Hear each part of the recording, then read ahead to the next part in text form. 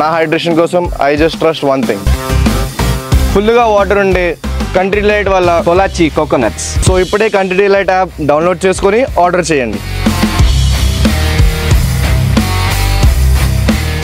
గాయపడ్డ సింహం నుంచి వచ్చే శ్వాస గర్జన కన్నా భయంకరంగా ఉంటుంది. ఈ విషయం పాకిస్తాన్కు అర్ధరాత్రి బాగా తెలిసొచ్చింది.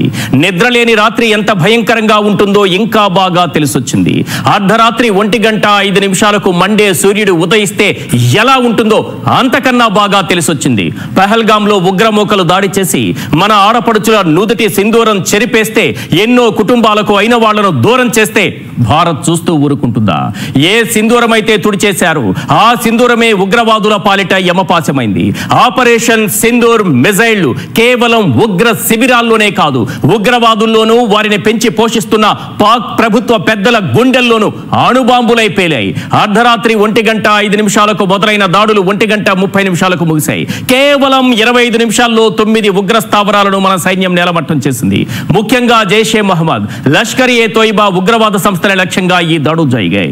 జైషే మహమ్మద్ చీఫ్ మసూద్ కుటుంబీకులు 10 మందితో సహా మొత్తం 14 మంది ఒక్క దాడిలోనే మరణించారు. పగతో రగిలిపోతున్నాడు. తన కుటుంబ సభ్యులను కోల్పోయిన బాధ అతని లేఖలో కనిపించింది. ఉగ్ర దాడుల్లో ఎందరో అమాయకుల ప్రాణాలను బలి తీసుకున్న ఒక రాక్షసుడి కంటికి దెబ్బ తగిలితే ఆ బాధేంటో ఇప్పుడు బాగా అర్థమవుతోంది. కేవలం ఉగ్ర శిబిరాలను మాత్రమే భారత్ లక్ష్యంగా చేసుకుంది. పాక్ సైన్యానికి సంబంధించిన శిబిరాలను కానీ పౌర సమాజాన్ని కానీ లక్ష్యంగా చేసుకోలేదు. ఈ ఒక్క నిర్ణయంతో అంతర్జాతీయ స్థాయిలో భారత్ ఇమేజ్ మరో మెట్టెక్కింది. పహల్గాంలో ఉగ్రదాడి తర్వాత పాక్ లో వణుకు మొదలైంది. రోజులు గడుస్తున్న కొద్దీ ఆ భయం పెరుగుతూ ఆఖరికి ఎల్ఓసి దగ్గర కవ్వింపు చర్యలకు పాల్పడింది. భారత్ ఇలాంటి దెబ్బ తీస్తుందని పాకిస్తాన్ కానీ అది పెంచి పోషిస్తున్న ఉగ్ర సంస్థలు గాని అస్సలు ఊహించలేదు. బాలాకోట్ అయినా ఆపరేషన్ సింధూర్ అయినా పాక్ ఊహకు అందని విధంగా భారత్ దాడులు కొనసాగాయి. ఆపరేషన్ సింధూర్ అయిపోయిందా? ఇంకా ఉందా? ఉంటే ఎలా ఉంటుంది? ఎప్పుడు ఎండ్ అవుతుంది? దీని పరిణామాలు ఎలా ఉండబోతున్నాయి? పాకిస్తాన్ ఎలా రియాక్ట్ కాబోతోంది? ఉగ్ర సంస్థల ఉనికి ఏం కాబోతోంది? ఇలాంటి ప్రశ్నల మధ్య ప్రధానంగా ఓ 10 ప్రశ్నలు వినిపిస్తున్నాయి. అవేంటో ఒక్కసారి మనం స్క్రీన్ పైన చూద్దాం. క్వశ్చన్ నెంబర్ 1, పాకిస్తాన్ లో 9 ఉగ్రవాద శిబిరాలపై దాడులు తొలి అడుగు మాత్రమేనా? అసలు పిక్చర్ ఇంకా బాకీ ఉందా? క్వశ్చన్ నెంబర్ 2, పాక్ ఉగ్రవాదాన్ని పూర్తిగా అణిచివేయాలంటే ఇలాంటి ఆపరేషన్ సింధూర్లు కొనసాగాల్సిందేనా? Question number 3, operation Sindoor part 2 ఉండబోతోందా? అదే నిజమైతే భారత్ రెండో దాడి ఎలా ఉండబోతోంది? క్వశ్చన్ నెంబర్ 4, భారత్ ఉగ్రవాద శిబిరాలనే ఎందుకు టార్గెట్ చేసింది? పాక్ సైనిక శిబిరాలను ఎందుకు లక్ష్యంగా చేసుకోలేదు? క్వశ్చన్ నెంబర్ 5, పాకిస్తాన్ దుస్సాహసానికి తెగబడుతుందా? ఆ దేశ ఆర్థిక అంతర్గత పరిస్థితులు అందుకు సహకరిస్తాయా? క్వశ్చన్ నెంబర్ 6, పాకిస్తాన్ నిజంగా భారత్తో యుద్ధమే కోరుకుంటే ఆ దేశం ముక్కలు చెక్కలు కావడం ఖాయమా? క్వశ్చన్ నెంబర్ 7, అప్పుడు బాలాకోట్, ఇప్పుడు ఆపరేషన్ సింధూర్, శత్రువును ఏమార్చి భారత్ సావు దెబ్బ ఎలా కొట్టింది? క్వశ్చన్ నెంబర్ 8, భారత్ ఎప్పుడు ఎదురుదాడి చేసినా ఆ నష్టాన్ని తక్కువ చేసి చూపించడంలో పాకిస్తాన్ వ్యూహమేంటి? Question number 9, operation Sindoor continue కావాల్సిందేనా? జైషే మహమ్మద్, లష్కర్ ఏ తోయిబాను పూర్తిగా నాశనం చేయాల్సిందేనా? క్వశ్చన్ నెంబర్ 10, పహల్గాం దాడి తర్వాత అంతర్జాతీయ సమాజం ముందు పాకిస్తాన్ ను దోషిగా నిలబెట్టడంలో భారత్ సక్సెస్ అయిందా? ప్రధానంగా వినిపిస్తున్నటువంటి 10 ప్రశ్నలు ఇవి. వీటిపైన ప్రొఫెసర్ నాగేశ్వర్ గారి విశ్లేషణ చూద్దాం. మనతో పాటు స్టూడియోలో జాయిన్ అయ్యారు నాగేశ్వర్ గారు. Good evening sir. Good evening sir. అర్ధరాత్రి 1:05 దగ్గర మొదలైనటువంటి దాడులు 25 నిమిషాల్లో 9 ఉగ్రవాద శిబిరాలను ధ్వంసం చేసి పడేశాయి. ఒక రకంగా చెప్పాలంటే అందరికీ ఉన్న అనుమానం, అంటే మొదటి నుంచి ఏదో ఒక రోజు యుద్ధం తప్పదేమో, యుద్ధం చేయాలి, పాకిస్తాన్తో యుద్ధానికి వెళ్ళాలి, చాలా మందిలో ఉన్నటువంటి ఒక రకమైన భావన, ఒక ఉద్రేకం కనిపించింది. ఇప్పుడు ఉగ్రవాద శిబిరాలనే ఎందుకు టార్గెట్ చేసి పాక్ సైనిక శిబిరాలను పక్కన పెట్టేసింది భారత్? ఈశ్వర్, యుద్ధం కావాలి అని సోషల్ మీడియాలో ప్రదర్శన జరిగింది తప్ప ప్రభుత్వం ఎప్పుడు చెప్పలేదు. ప్రభుత్వంలో ఉన్నవారు ఎవరు కానీ, అంటే ప్రభుత్వానికి నాయకత్వం వహించే prime minister, home minister, defence minister కానీ ఏ రాజకీయ నాయకత్వం కానీ యుద్ధం కావాలని చెప్పలేదు, యుద్ధం చేయమని చెప్పలేదు. భారత ప్రభుత్వ అధికారులు కూడా యుద్ధం చేస్తామని చెప్పలేదు. యుద్ధం అంటూ భాష మాట్లాడింది పాకిస్తాన్ నాయకులు, భారత నాయకులు మాట్లాడలేదు. ఎందుకంటే ఇది యాక్ట్ ఆఫ్ వార్. మాకు సింధు నది నీళ్ళు ఆపితే రక్తం పారుతుందని బిలువాలు బుట్టు, ఇంకో మంత్రి అయితే ఇది యాక్ట్ ఆఫ్ వార్, ఇది యుద్ధం కిందనే పరిగణిస్తాం, అణ్వస్త్రాలు ప్రయోగిస్తాం, ఇలాంటి మాటలన్నీ మాట్లాడింది పాకిస్తాన్. భారతదేశం డే 1 నుంచి ఒకటే చెప్తోంది. మీరు ప్రైమ్ మినిస్టర్ మాటలు చూడండి, తీవ్రవాదుల్ని వారిని పెంచి పోషిస్తున్నా, వారికి ప్రోత్సహిస్తున్నా, వారి వెనకాలన్న కుట్రదారుని భూమి అంచుల్లో ఎక్కడున్నా మేము పట్టుకొని సంగతి తెలుస్తామన్నారు. So that was the objective వారు ఎప్పుడు లేదు. మనము పాకిస్తాన్తో యుద్ధం చేయాలని ఎప్పుడు కోరుకోలేదు కూడా. యుద్ధం అంటూ రావాలని ఏ సెన్సిబుల్ నేషన్ కోరుకోదు, ఏ సెన్సిబుల్ హ్యూమన్ బీయింగ్ కోరుకోదు. ఎందుకంటే యుద్ధంలో అందరూ నష్టపోతారు, ఒక్కరే నష్టపోరు. ఒక్క కార్గిల్లో ఎంతమంది అమరవీరులు అయ్యారు. ఇవాళ మన పహల్గామ్లో మన వాళ్ళ ప్రాణాలు పోతుంటే మన గుండె రగిలిపోతుంది. కార్గిల్లో ఇంతకన్నా ఎక్కువ మంది చనిపోయారు. కానీ అందుకంటే యుద్ధం ఎప్పుడు కోరుకోం. కానీ యుద్ధం అంటూ మనకు సంబంధం లేకుండా, మన ప్రమేయం లేకుండా, మన ప్రత్యర్థి, మన శత్రువు మన పైన ప్రయోగిస్తే అప్పుడు అనివార్యంగా ఎదుర్కొంటాం. ఇది ఇండియన్ స్టాండ్. అంటే we will not go for war, but we will not hesitate if the war is thrust upon us. అందువల్ల ఆ రెండో పదం నేనంటున్నా తప్ప ప్రభుత్వం చెప్పడం లేదు. ఇందులో అందుకొరకు ఉగ్రవాద స్థావరాలను మాత్రమే టార్గెట్ చేయడం ద్వారా భారతదేశం అగ్రెసర్ కాదు. యునైటెడ్ నేషన్ చార్టర్ కూడా అంగీకరించే రైట్ టు సెల్ఫ్ డిఫెన్స్, ఆత్మరక్షణలో భాగం. ఒక నేషన్ విత్ డిగ్నిటీ, ఎప్పుడు కూడా నేషన్ విత్ సెల్ఫ్ రెస్పెక్ట్, ఒక మచ్యూర్డ్ రెస్పాన్స్ ఎలా ఉండాలో అలా ఉంది. ఇందులో మీకు అనేక యునిక్ క్యారెక్టర్స్ ఉంటాయి. మీకు బాలాకోట్లో కూడా మనం పాకిస్తాన్ లోపలికి వెళ్ళి కొట్టాం. కానీ ఇందులో ప్రత్యేకత ఏంటంటే 9 టార్గెట్లను 25 మినిట్స్లో ఏకకాలంలో ప్రిసిషన్గా ఎక్కడ ఏ భవనం పైన అటాక్ చేయాలో అదే భవనం పైన అటాక్ చేశాం. అంటే పాకిస్తాన్ ఊహించగలిగిందా సార్ ఈ తరహా ఉంటుంది అని? అంటే అంచనా ఉండొచ్చు, స్పెసిఫిక్ అంచనా లేకపోయినా దాడి చేస్తాను అంచనా ఉంది. మీకు ఇంకో ఉదాహరణ చేస్తాను. ఇప్పుడు ఈ దాడిలో అటాక్ అయిన స్థావరాలు చూస్తే సౌత్ లో బహవల్పూర్ అంటే మసూద్ అజర్ స్థావరం, అది బహవల్పూర్ అని. అక్కడ నుంచి మొదలు పెట్టుకుంటే ముజఫరాబాద్, ఈ 2 place south southern most target and northern target తీసుకుంటే 970 కిలోమీటర్స్. ఈ రెండింటి మధ్య దూరం 970 కిలోమీటర్ల దూరం. మామూలు దూరం కాదు కదా, ఏదో పక్కనున్న టార్గెట్లు కాదు. ఇది ఒక 2 డిస్టెన్స్ ఏంటంటే 970 కిలోమీటర్స్. అందులో Pakistan army, Pakistan political establishment కు జన్మభూమి పంజాబ్. పంజాబ్ అనేది వాళ్ళ హాట్ ల్యాండ్ లాంటిది. అలాంటి మీరు ఆర్మీ టాప్ జనరల్స్ తీసుకోనియండి, ప్రైమ్ మినిస్టర్ షెబాజ్ షరీఫ్, వాళ్ళందరిది కూడా పంజాబే. పంజాబ్ ఇది hot bed of Pakistan army and politics. అక్కడ కొట్టాం. ఇందులో 4 టార్గెట్స్ పంజాబ్లో అటాక్ చేశాం. సో మీరు అటు లాహోర్ సమీపంలో పాకిస్తాన్ యొక్క కమర్షియల్ హబ్, లాహోర్కు 40 కిలోమీటర్ల దూరంలో ఉన్న మునీర్కే, మీకు అక్కడ మీకు Lashkar e Taiba headquarter, Hafiz Saeed head క్వార్టర్స్లో అటాక్ చేశాం. 3 prominent terrorist outfit, Lashkar e Taiba, Jaish e Mohammed, Hizbul Mujahideen, ఈ 3కి చెందిన స్థావరాలను అటాక్ చేశాం.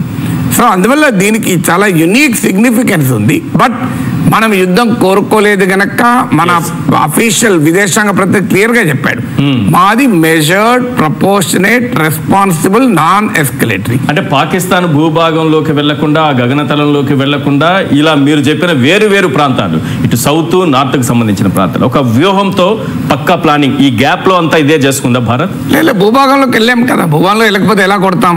ఇప్పుడు మీకు పాక్ ఆక్యుపైడ్ కాశ్మీరే కాదు, ఈ పాకిస్తాన్ లాహోర్ లో అటాక్ చేశాం, బహవల్పూర్ లో అటాక్ చేశాం. బహవల్పూర్ ఇంటర్నేషనల్ బార్డర్ 100 కిలోమీటర్ దూరంలో ఉంది, 100 కిలోమీటర్ దూరం, మామూలు కాదు కదా. అలా అంతర్జాతీయ సరిహద్దును దాటి కూడా 100 కిలోమీటర్ల లోపలికి వెళ్ళి అటాక్ చేశాం. ఇక బాలాకోటే లోపలికి వెళ్ళి అటాక్ చేశాం, అదే ఖైబర్ పఖ్తూన్ఖ్వా ప్రావిన్స్. పాయింట్ ఏంటంటే లోపలికి వెళ్ళి దేన్ని అటాక్ చేసాం అన్నది పాయింట్. లోపల ఉన్నది ఇప్పుడు ఉదాహరణకు పక్కింట్లో దొంగ దాక్కున్నాడు బాత్రూమ్ లో, మనం ఆ బాత్రూమ్ పైన అటాక్ చేసి దొంగ పైన అటాక్ చేసి వచ్చాం, కానీ బెడ్రూమ్ లోకి అటాక్ చేయలే. పాయింట్ అది, వాడు ఎక్కడ దొంగ ఉంటే దొంగను అటాక్ చేసినాం. వాడు స్టోర్ రూమ్ లో దాక్కుంటే స్టోర్ రూమ్ లోకి వెళ్ళి ఆ దొంగను పట్టుకొని అటాక్ చేసి పట్టుకొచ్చాం. కానీ వాడు టీవీ రూమ్ లో, డ్రాయింగ్ రూమ్ లో కూర్చుంటే వాడిని పట్టుకొని రాలే మనం. అక్కడ ఉన్న వాళ్ళు చేయలేదు. అందువల్ల it was more right to self defence అంటారు. యుఎన్ చార్టర్ కూడా అంగీకరించారు. అందుకే మన ఫారిన్ సెక్రటరీ బ్రీఫింగ్ లో కూడా యుఎన్ రెజల్యూషన్ కోట్ చేశాడు. 25th ఏప్రిల్లో United nation security council resolution కూడా వీళ్ళ సంగతి తేల్చాల్సిందే అన్నాడు. అందువల్ల మన దాడి యుద్ధానికి కోరుకునే దాడి కాదు. మరి ఉగ్ర శిబిరాలపైన దాడి జరిగితే పాకిస్తాన్ ఎందుకు అంత ఉడికిపోతుంది? అంటే పాకిస్తాన్ అసలు ఉగ్ర శిబిరాలు మా లేవని కదా వాడు స్టాండ్. అవును, ఇవన్నీ మా ల్యాండ్, మా దేశ సార్వభౌమాధికారాన్ని వయలేట్ చేశారు, మా దేశ భూభాగంలోకి వచ్చి అటాక్ చేశారు. ఇప్పుడు వాడు చెప్పేది ఏంటి? ఇప్పుడు హఫీజ్ సయీద్ మునీర్కే ఉంది, అక్కడ ఒక మసీద్ ఉంది. వాడేమంటాడు అది మసీద్ అంటాడు, మనమేమంటాం అది మసీద్ రూపంలో ఉన్న స్థావరం అంటాం. ఒక ట్రైనింగ్ క్యాంప్, అన్ని రకాల క్యాంప్. అజ్మల్ కసాబ్ కూడా అక్కడే ట్రైన్ అయ్యాడు. సో డేవిడ్ ఇడ్లీ కూడా, దావూద్ గిలానీ అంటారు వాడు అసలు పేరు, వాడు అక్కడే సెలెక్ట్ అయ్యాడు, ట్రైన్ అయ్యాడు. అందువల్ల నువ్వు ఏ పేరు పెట్టుకున్నావు అనేది కాదు, నువ్వు వాడు ఏం చేస్తున్నాడు అనే పాయింట్ కదా. సో పాకిస్తాన్ ఏంటంటే డినయల్, మాకు సంబంధం లేదు అనే ఒక వాదన. మా దేశంలోకి వచ్చి కొట్టామని, మీ దేశంలో నువ్వు దొంగల్ని పరిమాణ విధవల్ని పెట్టుకుంటే మేము కొట్టకపోతే ఏం చేస్తాం? సో అనివార్యం కదా. అప్పుడు పక్క నువ్వు ఏం చేయాలి? ఇప్పుడు పక్కింటి వాడు ఒక మురికి కూపాన్ని పెట్టాడు, అక్కడ నుంచి భయంకరమైన సువాసన నీ ఇంట్లోకి వస్తుంది, నీ బెడ్రూమ్ లోకి విండో తీసి వస్తుంది, ఆడ పాములు వస్తున్నాయి, తేళ్లు వస్తున్నాయి, పురుగులు వస్తున్నాయి, క్రిమికీటకాలు వస్తున్నాయి. వాడు ఎంత తీయమన్నా తీస్తలేడు. ఏం చేయాలి? మనమే మున్సిపాలిటీలో బిల్లు తీయించాలి, లేదా మనుషులు పెట్టి తీయించాలి. అంతకన్నా మార్గమే ఉంటుంది. సో నా భూమిలోకి వచ్చా, మా ఇంట్లోకి వచ్చా, మా కాంపౌండ్ వాళ్ళకి వచ్చా అంటే నీ కాంపౌండ్ వాళ్ళ మల్లెపూలు చెట్టు పెట్టుకుంటే మేము వస్తామా? నీ కాంపౌండ్ లో చామంతి పూలు పెట్టుకుంటే ఎందుకు వస్తాం? నీ కామెంట్ లో పనికిమాలిన మురికి కుప్పాలు కాదు, ప్రమాదకరమైన విష సర్పాలను పెంచే నువ్వు పుట్టను, పాముల పుట్టను పెంచుకున్నావాడా? మురికి కుప్పైనా భరించొచ్చేమో కొంతకాలం. ప్రమాదకరమైన విష సర్పాల పుట్టను నువ్వు నీ కాంపౌండ్ లో పెట్టుకుంటే నేను ఏం చేయాలి? నువ్వు మల్లెపూల వనం పెట్టు, మేము ఎందుకంటే సంతోషంగా నీతో పాటు మేమేం చేస్తాం కదా. పహల్గాం దాడి తర్వాత పాకిస్తాన్ మనం యుద్ధాన్ని కోరుకోకపోయినా పాకిస్తాన్ ఆలోచన విధానం చూసినా, పాకిస్తాన్ కవ్వింపు చర్యలు చూసినా ఏదో యుద్ధాన్ని కోరుకుంటుందేమో అన్న అనుమానం కలుగుతుంది. ఎందుకు అనవసరంగా కవ్వింపు చర్యలకు దిగి ఏదో చూపించాలనే ప్రయత్నం ఎందుకు చేస్తుంది? అంటే ఒకటి, పాకిస్తాన్ యుద్ధం లేకుండా బతకలేదు. ఎందుకంటే పాకిస్తాన్ ఆర్మీకి ఫండింగ్ ఎరికలు వస్తుంది. ఇప్పుడు పాక్ ఆర్మీ బడ్జెట్, ఈ బడ్జెట్ లో 18% పెంచుతున్నారు డిఫెన్స్. ఒక దగ్గర తినడానికి తిండి లేదు. పాకిస్తాన్ ఎకానమీ ఘోరంగా ఉంది. IMF బెయిల్అవుట్ కి 24 సార్లు వెళ్తున్నారు. ప్రపంచంలో ఏ దేశం వెళ్ళలేదు. పాకిస్తాన్ కరెన్సీ విలువ ఘోరంగా పడిపోయింది, ఇన్ఫ్లేషన్ బాగా పెరిగిపోయింది. అయినా కూడా ఆర్మీకి ఇంకా 18% ఫండింగ్ పెంచుకున్నారు. మరి యుద్ధం లేకపోతే వాడు ఎట్లా బతుకుతాడు? యుద్ధం లేకుండా బతకలేడు కదా. ప్రమాదకరమైన ఆయుధాలు అమ్ముకునే వ్యాపారి ఏం చేయాలి? నేరాలు జరగకపోతే ఆ ప్రమాదకరమైన ఆయుధాలకు అవసరమే ఉండదు కదా. బాంబులను అమ్ముకునే వ్యాపారి బాంబుల ప్రయోగాన్ని కోరుకోడా? Is a merchant of death. Pakistan వాడికి బతకే వాడి రాజకీయ నాయకత్వానికి ప్రజలను రెచ్చగొట్టాలి. మతోన్మాదులకు యాంటీ ఇండియా రెటోరిక్ తో బతకాలి.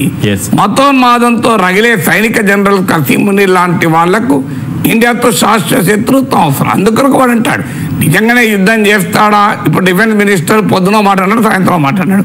పొద్దున అన్నాడు సంగతి తేలుస్తాం, మా సమయానికి time and place of our choosing మేము అటాక్ చేస్తా ఉన్నాడు. ఈవినింగ్ ఏమంటున్నాడు? ఇండియా కనుక తగ్గించేస్తే టెన్షన్ మేము కూడా తగ్గిస్తూ ఉంటున్నాడు.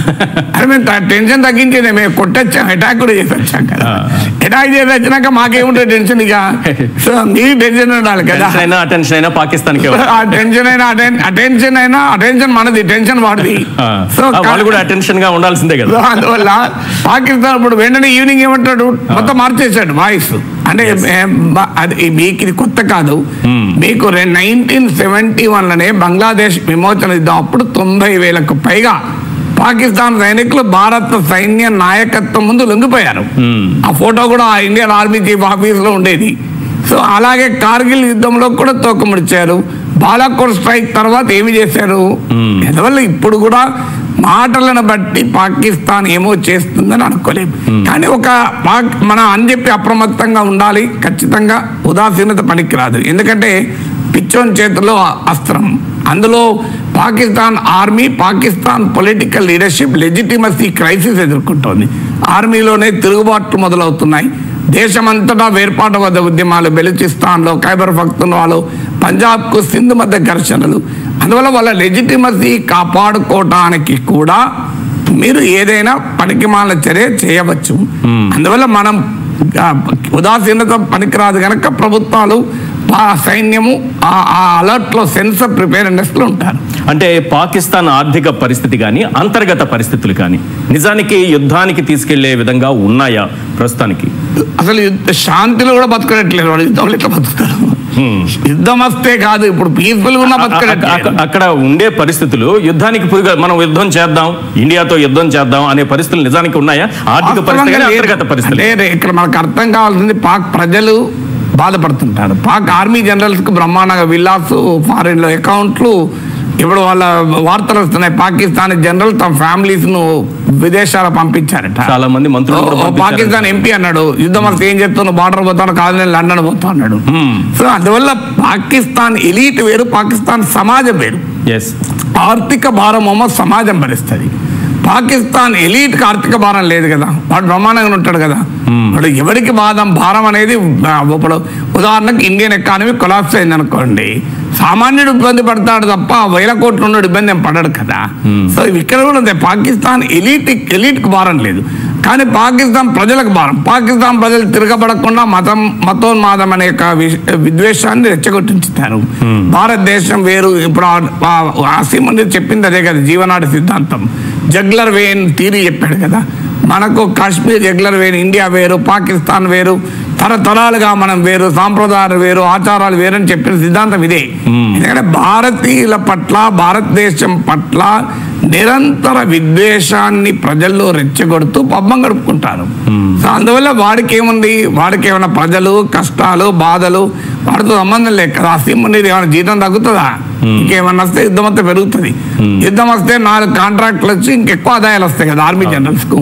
ఇప్పుడు యుద్ధం వస్తే 10 విమానాలు కొనాలి, అందులో కట్టుంటది. 5 నావల్ షిప్లు కొనాలి, అందులో కట్టుంటది పొలిటికల్ లీడర్లకు, ఆర్మీ జనరల్స్ కు. వాళ్ళకేం బాధ? కానీ డెఫినెట్ గా మీరు అన్నట్లు యుద్ధాన్ని ఎదుర్కొనే ఆర్థిక స్థితి పాకిస్తాన్కి లేదు. ఎందుకంటే ఫారిన్ ఎక్స్చేంజ్ అడగంటి పోయి వాళ్ళ పాకిస్తాన్ ప్రైమ్ మినిస్టర్ చెప్పాను, ఏం చెప్పేది ఉన్నది, ఎక్కడికైనా పోతే ఒకవేళ నిజంగా యుద్ధం వరకు పరిస్థితి వెళితే మనం పాకిస్తాన్తో యుద్ధం చేసి గెలుపోవటంలో ఇక్కడికే ఉంటుందా? పిఓకే కూడా మనలో భారత్లో అంతర్భాగం అయిపోతుందా? ఎటువంటి మనం స్పెక్యులేట్ చేయకూడదు.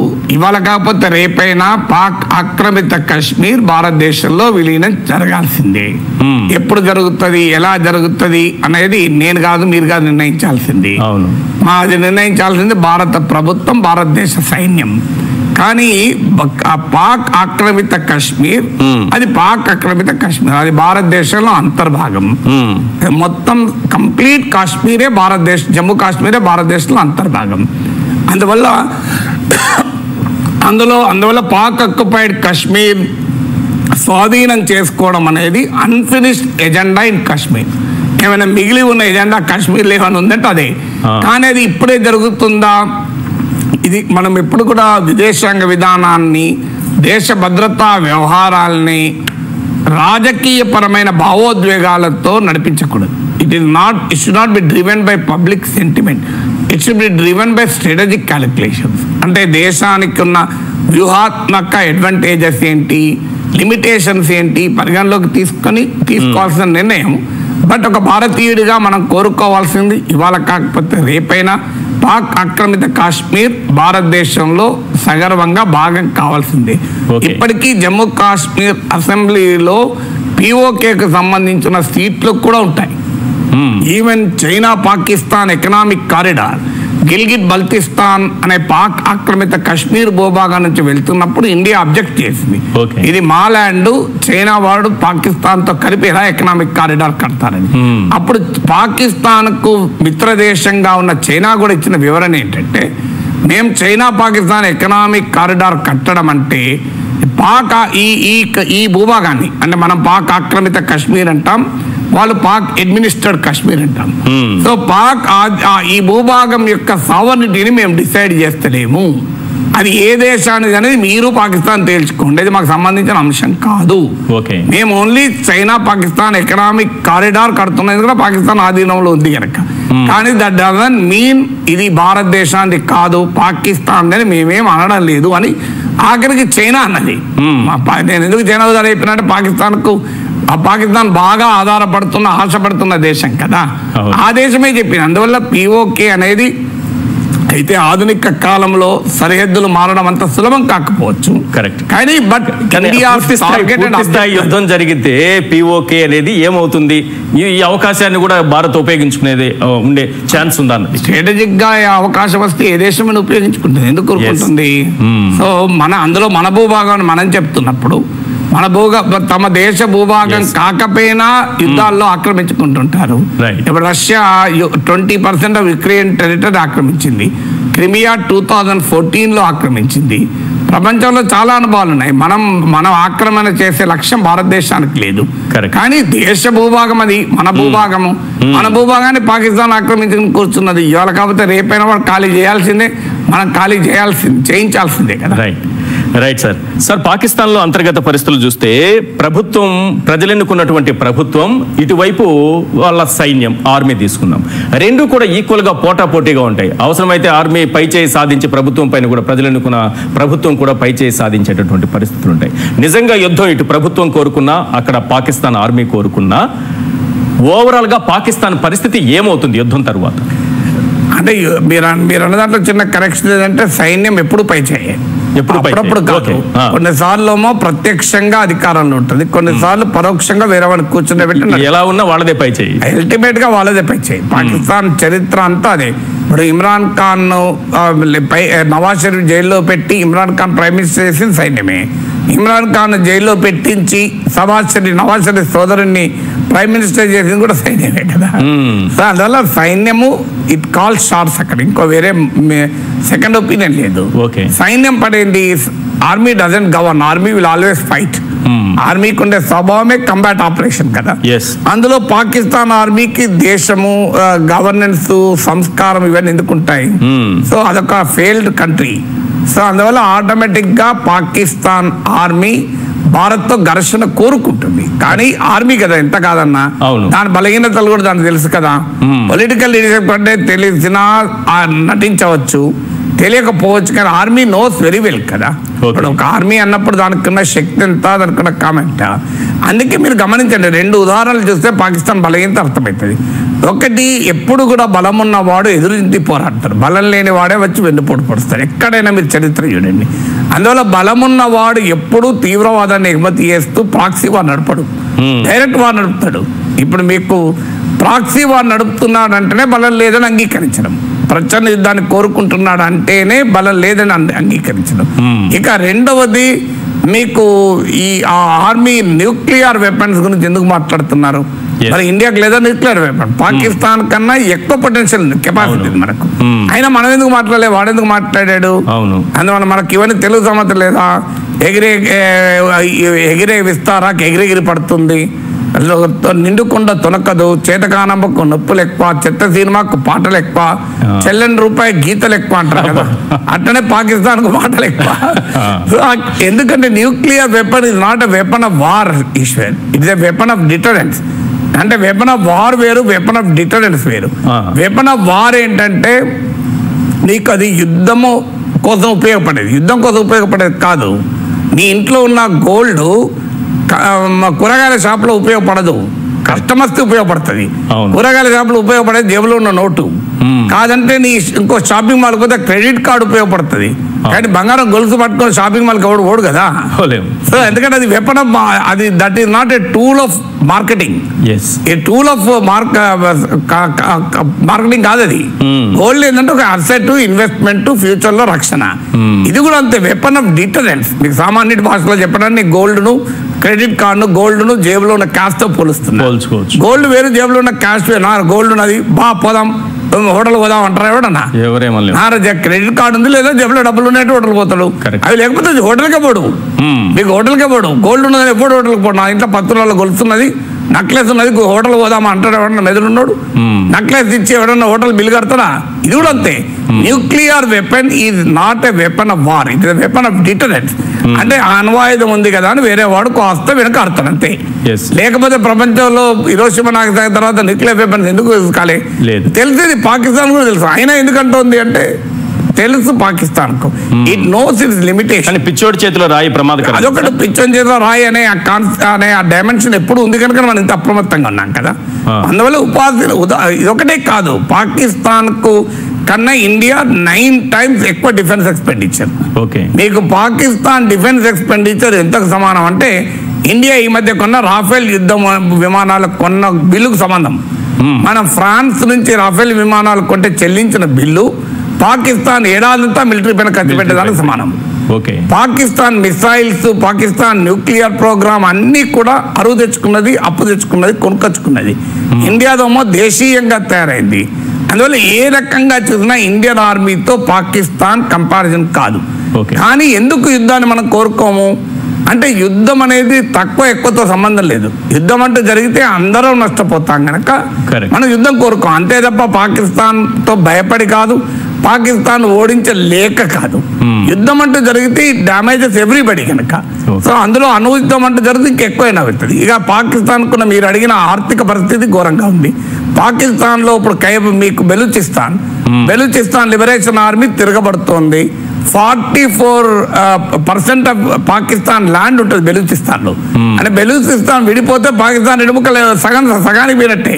ఆల్రెడీ పాకిస్తాన్ 1947లో ఉన్న పాకిస్తాన్ కాదు, బంగ్లాదేశ్ వెళ్ళిపోయింది, తూర్పు పాకిస్తాన్ వెళ్ళిపోయింది. ఇది నేను చెప్పడం కాదు, మీకు డాన్ అనే పత్రికలో జహీద్ హుస్సేన్ అనే Pakistani author federation under strain article రాశాడు. నేను చెప్పేది కాదు, ఇది పాకిస్తాన్ పత్రికలో వచ్చిన వ్యాసాన్ని కోట్ చేస్తున్నాను. మీరు గూగుల్లో కొట్టండి, Zahid Hussain on federation under strain in the Dawn అంటే వచ్చేస్తుంది.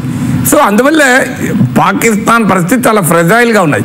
అన్నిటికీ మించి ఫ్రెండ్స్ లేరు పాకిస్తాన్కు. ఇప్పుడు మీకు ఆశ్చర్యం వేస్తే తాలిబాన్ కూడా పాకిస్తాన్ సపోర్ట్ చేయడం లేదు. ఇప్పుడు ఈ ఘటన తర్వాత తాలిబాన్ ఇండియాను సపోర్ట్ చేస్తుంది.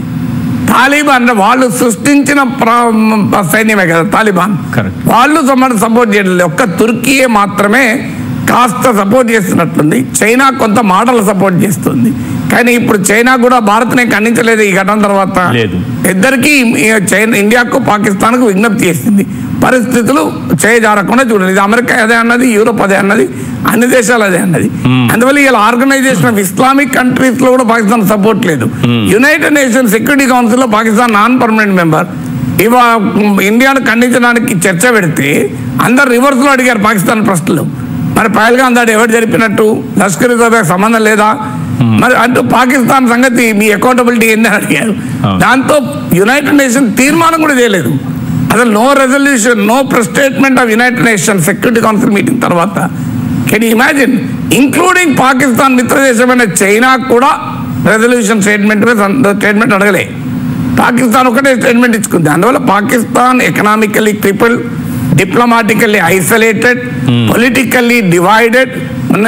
మొన్న బిల్వాల్ భుట్టో మన దేశాన్ని హెచ్చరించలే, పాకిస్తాన్ ప్రైమ్ మినిస్టర్ కూడా హెచ్చరించింది ఈ మధ్య. మన దేశాన్నేమో ఇండస్ వాటర్ గురించి హెచ్చరించాడు.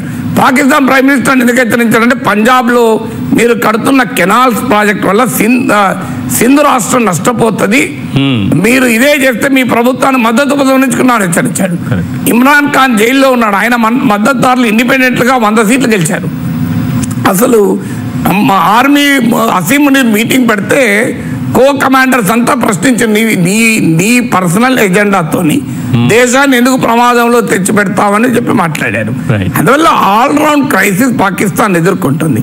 అయినా కూడా the ability to cause damage ఎంతో కొంత ఉంటుంది. ఏ దేశమైనా ఏ సైన్యమైనా ఆ డ్యామేజ్ కూడా ఎందుకు అని భారతదేశం భావిస్తుంది. నిన్న అంటే మన అర్ధరాత్రి జరిగింది, 1:05 నుంచి 1:30 వరకు జరిగింది మాత్రమే ఆపరేషన్ సింధూర్. ఇక్కడికే అయిపోయిందా, ఇంకా ఉందా? ఇది ఊహాజనితమే కావచ్చు. వాట్ నెక్స్ట్ అనే దానికి ఏమన్నా సమాధానం లభిస్తుంది సార్? ఇది అంటే ఇప్పుడు ఈ ఒక్క చర్యతో ఎప్పుడు తీవ్రవాదం అంతం కాదు. ఇప్పుడు సర్జికల్ స్ట్రైక్ తర్వాత పుల్వామా జరిగింది, పుల్వామా పార్లమెంట్ అటాక్ తర్వాత యూరి అటాక్ జరిగింది. పోనీ సర్జికల్ స్ట్రైక్ తర్వాత మీకు పుల్వామా జరిగింది. బాలాకోట్ అటాక్స్ తర్వాత కూడా ఫైల్గా జరిగింది కదా.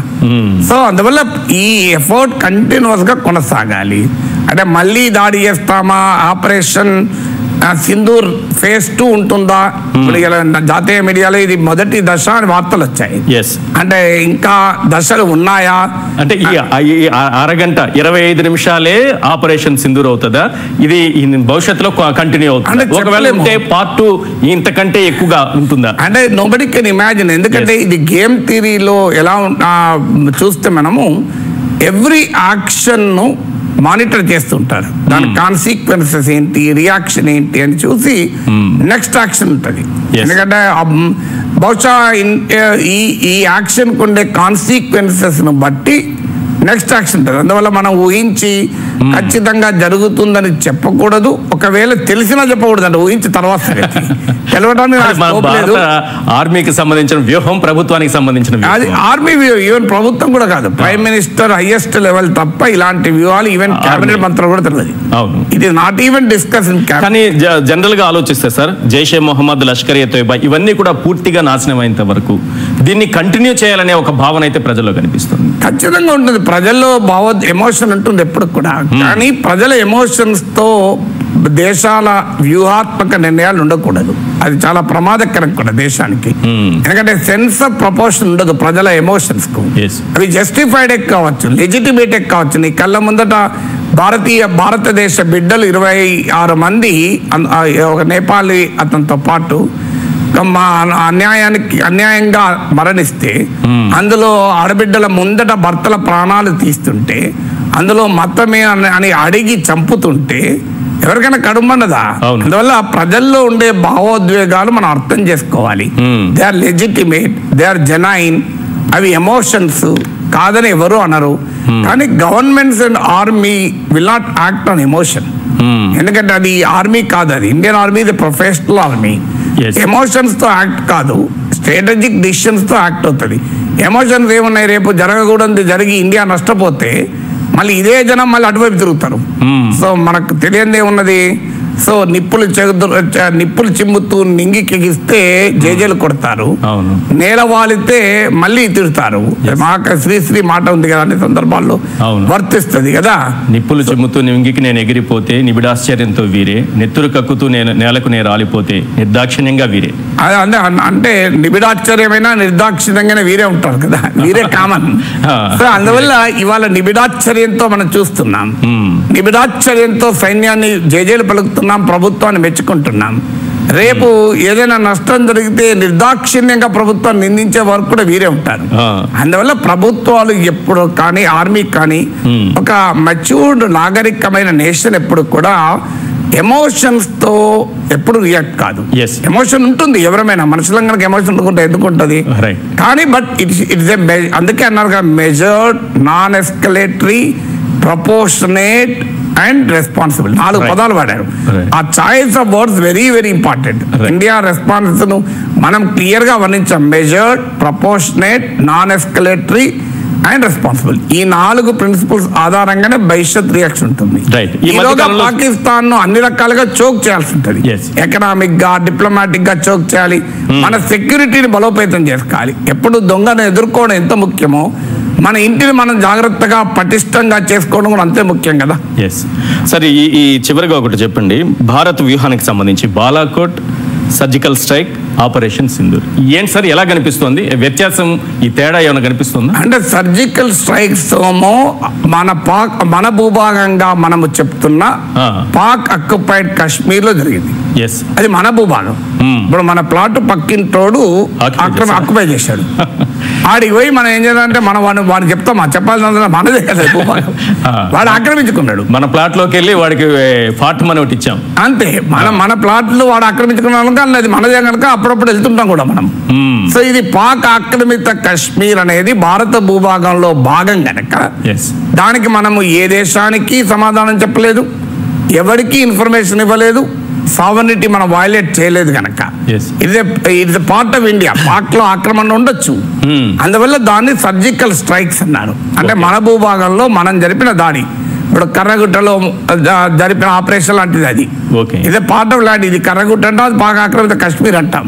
రెండు మన భూమే, ఇదైనా అదైనా మన భూమే.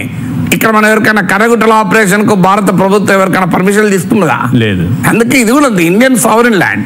ఇక Balakot pre-emptive non military strikes అంటే నాన్ మిలిటరీ ఎందుకు అనాల్సి వచ్చిందంటే పాకిస్తాన్ భూభాగంలోకి వెళ్ళి మనం అటాక్ చేశాం. ఖైబర్ పఖ్తూన్ఖ్వా రాష్ట్రంలో ఉంటుంది బాలాకోట్. సో అందువల్ల పాకిస్తాన్ భూభాగంలోకి ఎంటర్ కావడం అంటే మిలిటరీ ఆపరేషన్ ఉన్నట్టే కదా, అనుమతి లేకుండా. అందుకే నాన్ మిలిటరీ అన్నాం. ప్రియంప్టివ్ ఎందుకన్నాం? అక్కడ టెర్రరిస్టులు సిద్ధంగా ఉన్నారు మాపై దాడి చేస్తానికి కనుక వాళ్ళని న్యూట్రలైజ్ చేశామన్నాం. అది Balakot strikes, preemptive non military strike. ఇక ఆపరేషన్ సింధూర్ కూడా ప్రియంప్టివ్ నాన్ మిలిటరీ స్ట్రైకే. ఎందుకంటే ఇది కూడా ప్రియంప్టివ్ స్ట్రైక్. చాలా క్లియర్ గా మన ఫారెన్ సెక్రటరీ ఇచ్చినటువంటి లాంగ్వేజ్ లో కూడా ఉంది అది ప్రియంప్టివ్ స్ట్రైక్ అని. ఇది ముందస్తు స్ట్రైక్, ఇది నాన్ మిలిటరీ. మిలిటరీ టార్గెట్లను మేము ఎక్కడా అటాక్ చేయలేదు అని మీకు ఆ వింగ్ కమాండర్ వ్యోమక్ సింగ్ ఆమె కూడా చెప్పింది మీకు. అందువల్ల బ్రీఫింగ్ లో క్లియర్ గా మనం చెప్పాము. అయితే ఏంటి తేడా అంటే, ఒకటి 9 టార్గెట్లు, అప్పుడు ఒక్క టార్గెట్. 2 25 minutesలో 9 టార్గెట్లు. 3 Jaish e Mohammed Lashkar e Taiba headquarters attack, Hafiz Saeed Masood other స్థావరాలు, హిజ్బుల్ ముజాహిదీన్ అటాక్. 4 970 కిలోమీటర్ల దూరంలో ఉన్న సదరన్ మోస్ట్ స్థావరమైన బహవల్పూర్ నుంచి నార్థన్ స్థావరమైన ముజఫరాబాద్ వరకు అటాక్ చేశాం. ఇది 970 కిలోమీటర్స్. అందులో ఇంత భారీ ఎత్తున ఇంత పెద్ద, అది పంజాబ్ రాష్ట్రంలో ఉన్న టార్గెట్లను కూడా అటాక్ చేశాం. అందువల్ల the nature and precision and విస్తృతి, దాని స్వభావము, దాని విస్తృతి, ఎక్స్పాన్స్, ఇవన్నీ కూడా unique. But it is also Balakot strike multiplied. Balakot యొక్క లార్జర్ స్ట్రైక్, మల్టిప్లై స్ట్రైక్ ఇది. రైట్. Thank you sir.